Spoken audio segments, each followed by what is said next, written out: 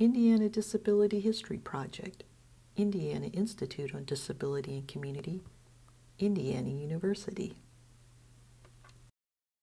Hi, I'm Christine Dahlberg, and I'm the Deputy Director of the Governor's Council for People with Disabilities here in Indiana. I've been with the council since 1984, and so we've been around for quite a while, and the council represents people with disabilities. That's our primary constituency, and we try to advocate for independence, inclusion, and community integration, and work on trying to convince policy leaders and legislators and train people with disabilities and family members about their rights and about how to be advocates, how to be good advocates, and work with policymakers to get what's best for people with disabilities embedded in state and local policy.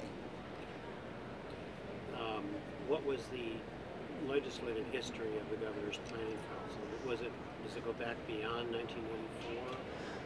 Yes, actually, we are established under the Developmental Disabilities Assistance and Bill of Rights Act, and so are two other agencies in our state, the Institute, and I know you're familiar with that because you work there, and the Protection and Advocacy Organization. So our money is federal money, and I believe that the council itself was established in the early 70s as an advisory body to the Department of Mental Health at that time.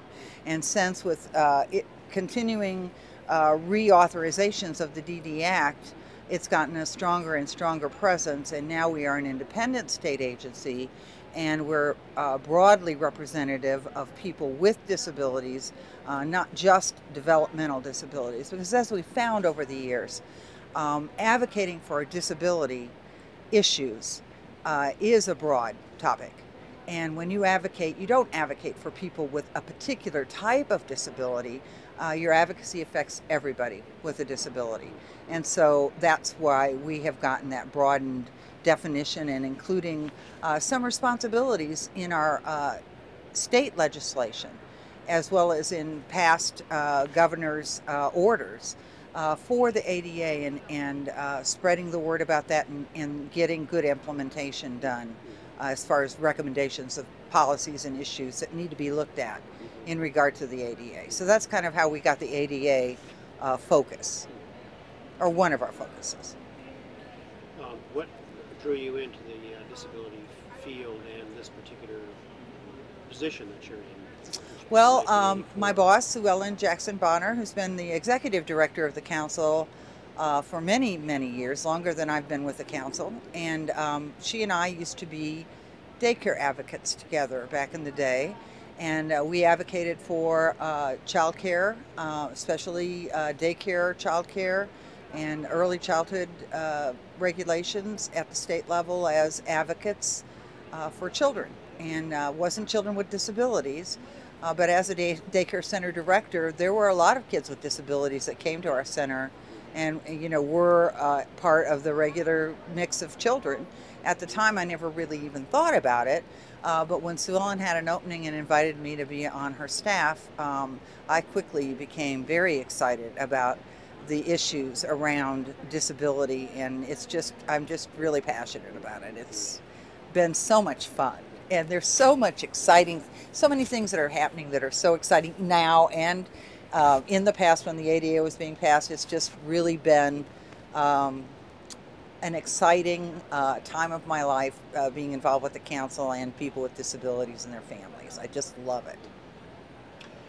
So you were working in the field of disabilities several years before the ADA actually passed in 1990. So what can you tell me about the early days, the years leading up to the ADA? When did the idea of a federal piece of legislation emerge?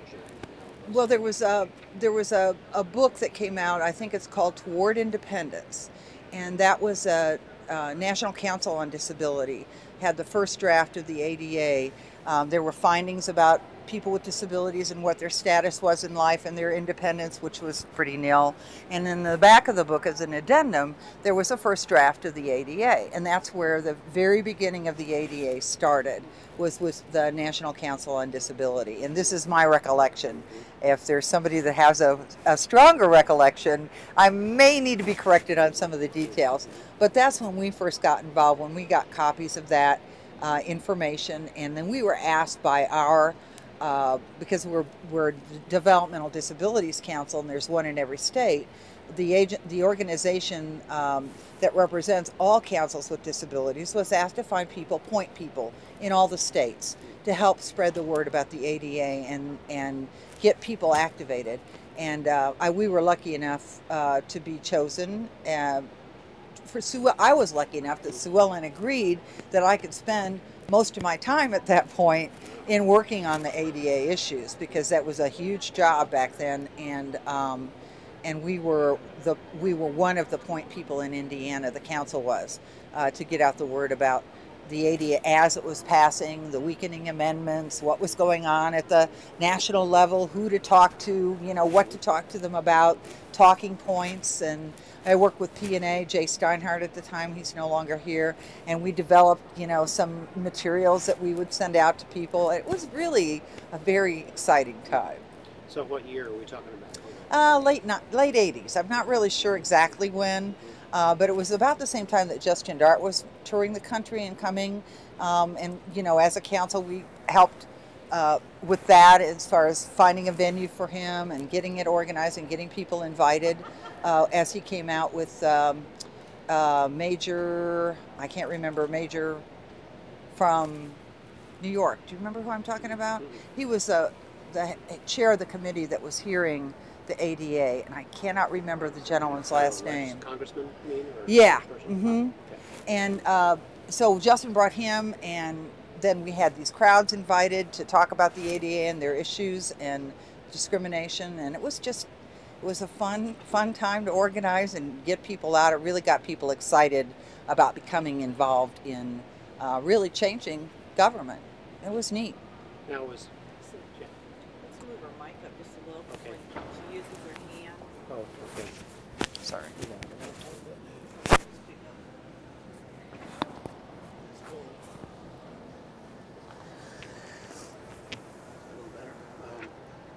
Now, was Justin Dart working as a volunteer advocate at that point, or was he employed by the congressional committees? Or how did that work? He was the chair of the President's Committee on Employment.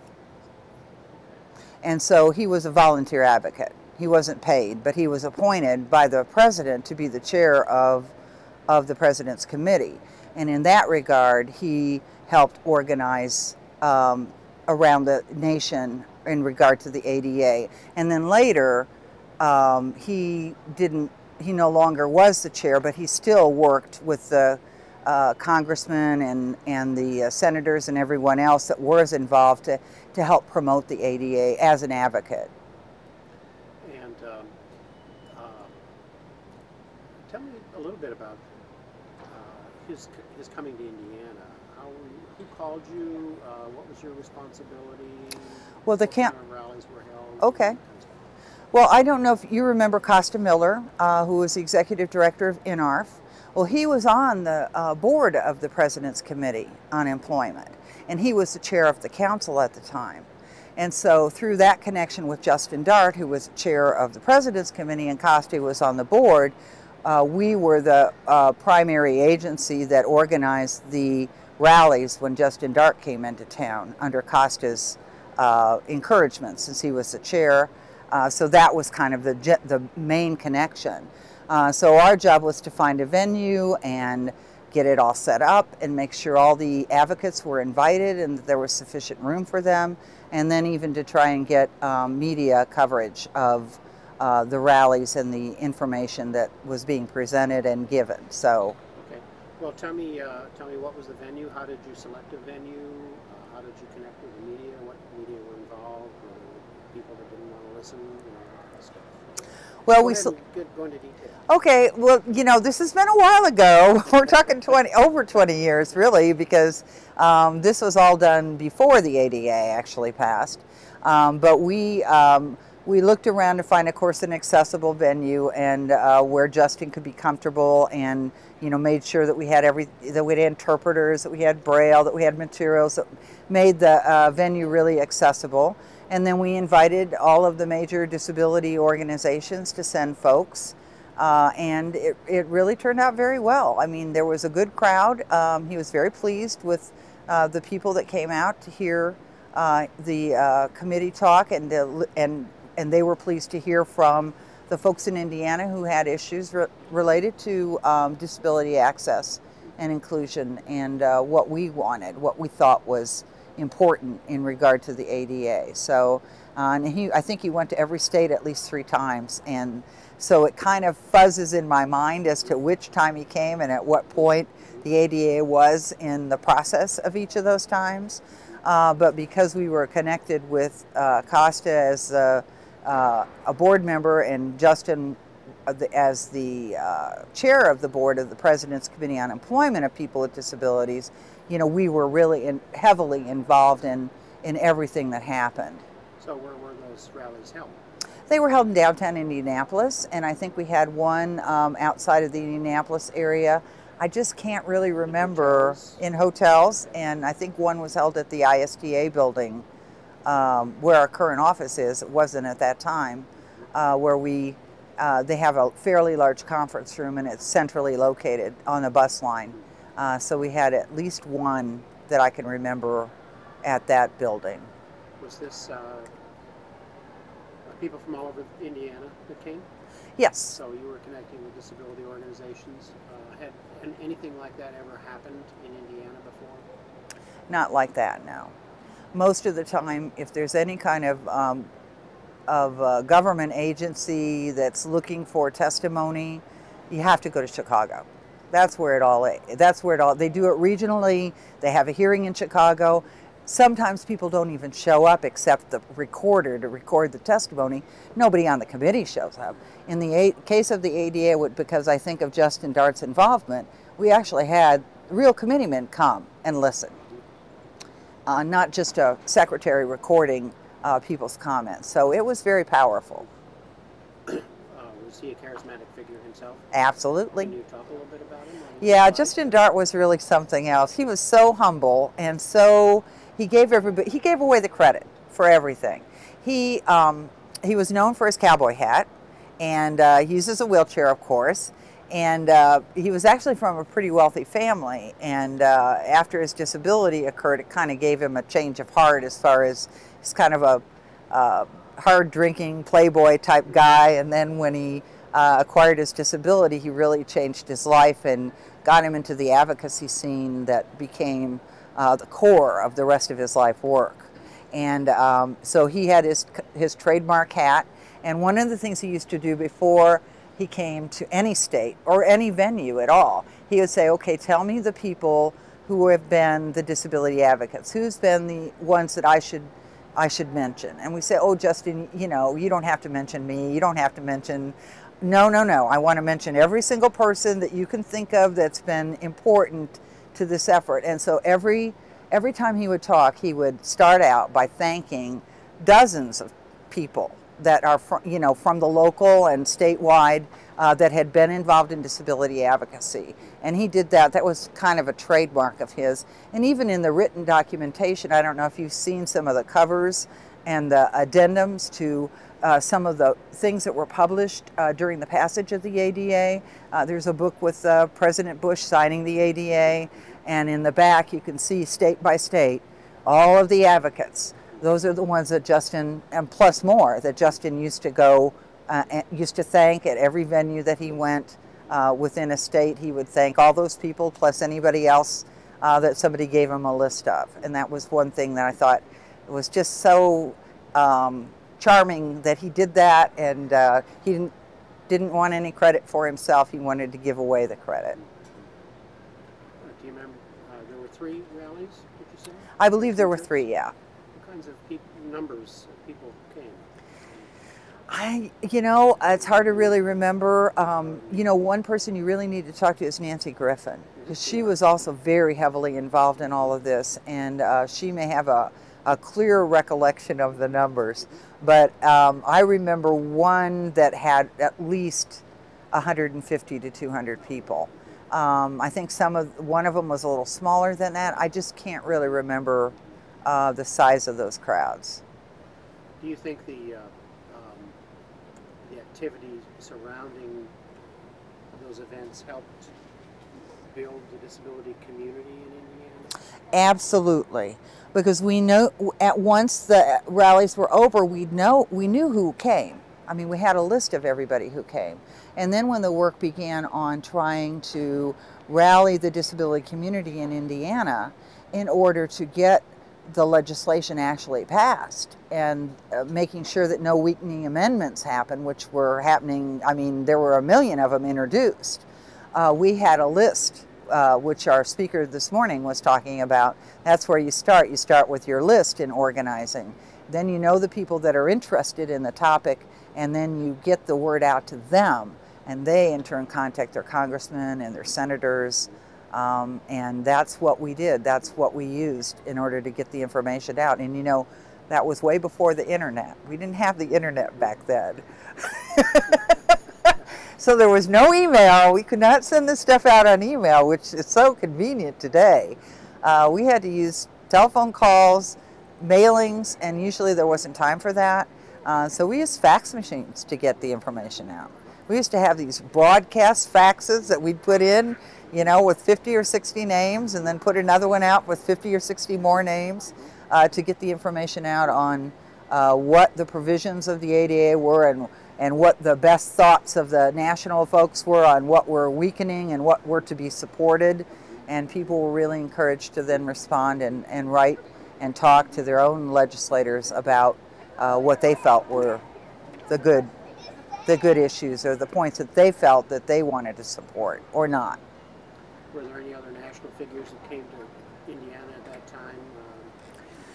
I can't remember anybody except a senator from New York, and I just cannot remember his name, but it was Major. I just can't recall. I bet you'll get the name from somebody, probably Nancy.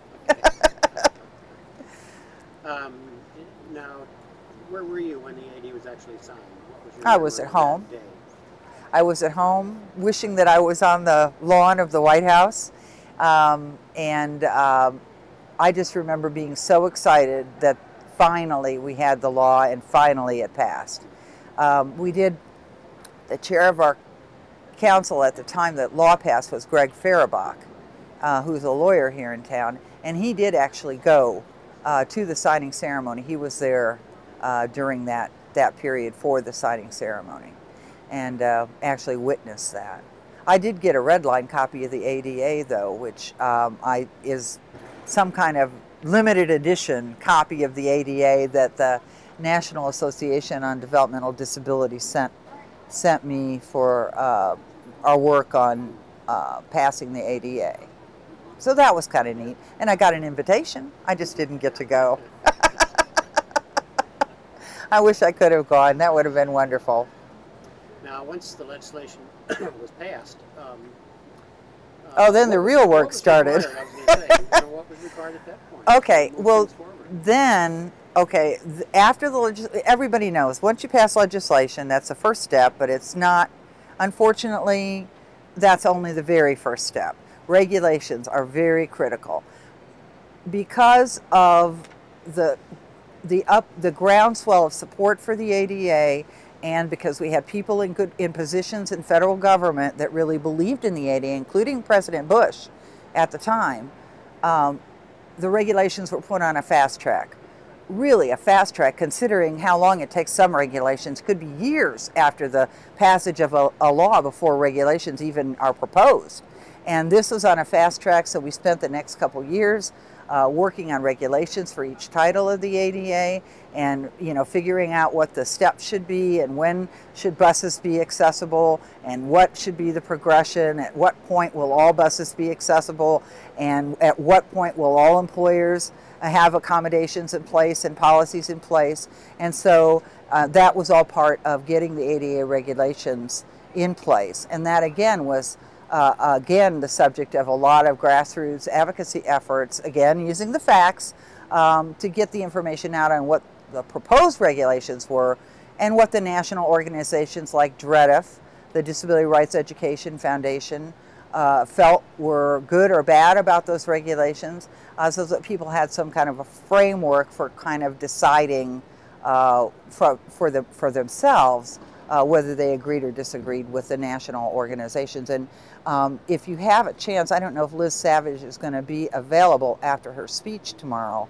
but if she is, and I don't know when she's coming in tonight, but boy, she would be great to have on this, because at that time she was working with the states in the coalitions, getting out the information from DREDF on those regulations and helping us get our grassroots organizations activated in regard to the regulations.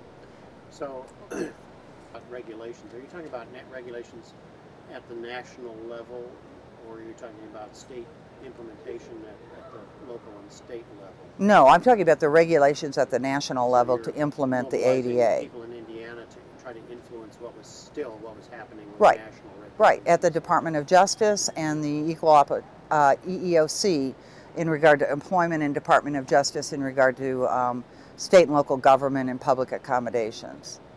Now, was the Governor's Planning Council then involved in training around the ADA?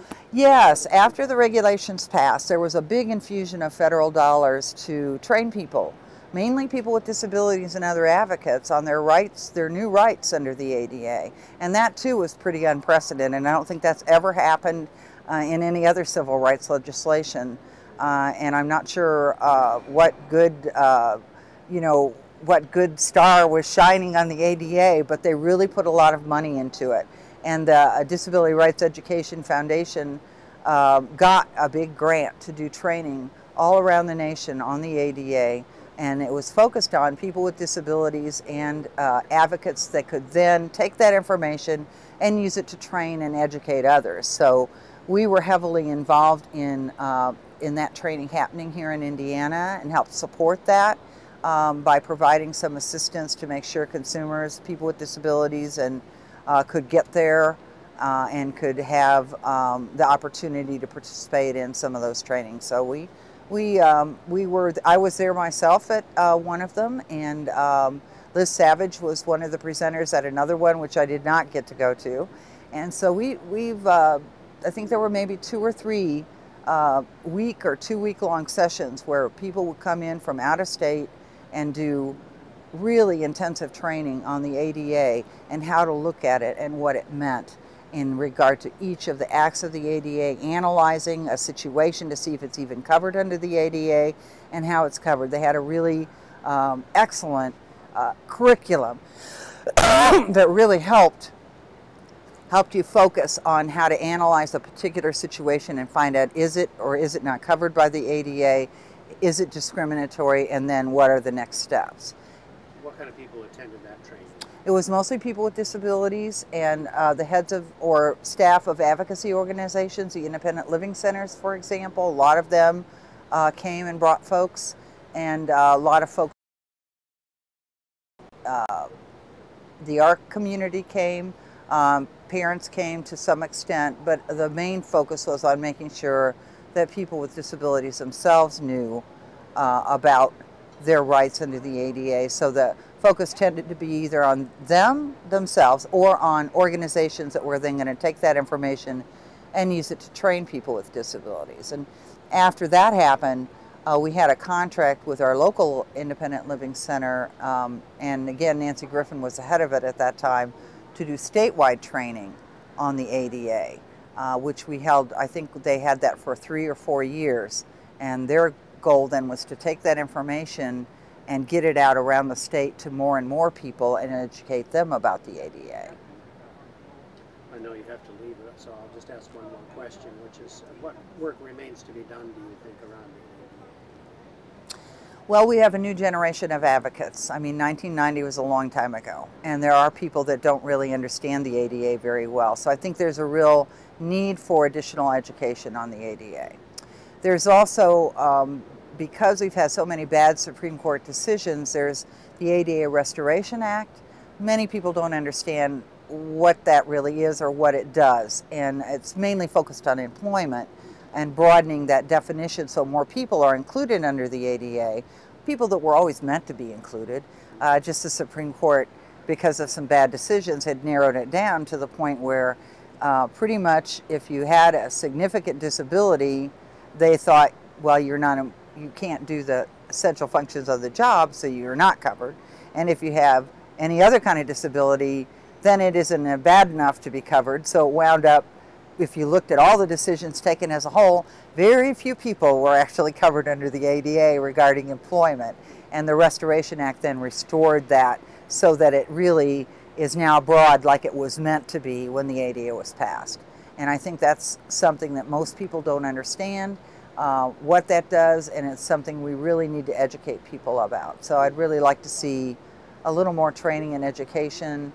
And there's still a lot of work to be done. I mean, a lot of work at the local level trying to get communities more accessible, which is the focus of what we're doing this year and getting ready for the 20th anniversary. It's going to be a fun year, I think, and I'm hoping we'll have some real impact on the state as we get near the 20th anniversary of the ADA, really make another push to really get some people educated and get some stuff done. Okay, that was excellent. That was really good. Recorded at the 2009 Indiana Governor's Council for People with Disabilities Conference. Produced by Indiana Institute on Disability and Community, Center for Health Equity. Funded in part by the Indiana Governor's Council for People with Disabilities. Copyright 2018, the Trustees of Indiana University.